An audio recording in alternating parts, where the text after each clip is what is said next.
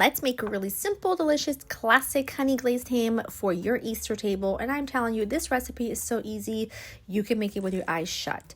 It's going to start off with the glaze. Now, I'm just going to use a spiral sliced, already cooked ham. Mine's about 5 pounds, so definitely adjust the amount that you'll need for your glaze, which is just brown sugar, honey, a little bit of ground cloves, and enough pineapple juice to just get it to like a pourable consistency, but not too thin and runny. Otherwise, it just won't stick to the ham.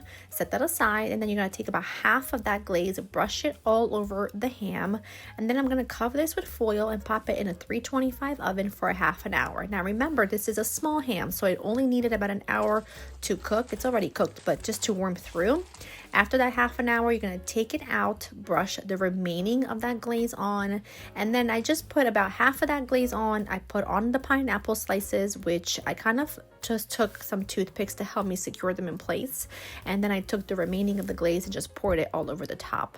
But there's no like perfect way to do this. It comes out perfect every time. Just don't overcook your ham, and getting a spiral cut ham is just so much easier for carving, and that's why I always use it.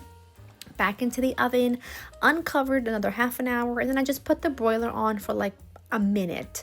And then all you have to do is just separate the slices. You kind of arrange the pineapple rings, and then just using a spoon, you're going to pour over all of the juices that I've collected in the bottom of your pan, and that is it. It's perfect, and the recipe is in the description, and I hope that you enjoy.